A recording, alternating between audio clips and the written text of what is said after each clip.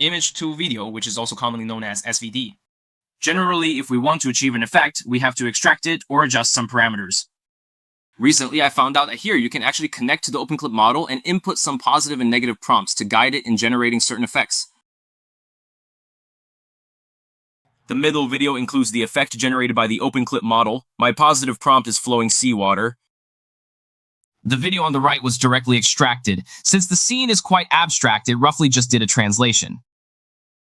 If you use the OpenCLIP model with prompt words, the results will be better. The same applies to characters as well. This middle video still uses the OpenCLIP model along with the corresponding prompts. The video on the right also involves a translation. I also know that if we don't use the OpenCLIP model through repeated sampling, we can still extract the effect of blinking or other effects. But using the OpenCLIP model along with positive and negative prompts might increase the chances of getting the desired result. What I actually meant was to navigate to RunningHub AI. Or click the link in the description to register and get 1,200 coins. Logging in daily will also reward you with 100 points. The corresponding AI workflow and one-click AI applications have been deployed online and can now be run and tested online.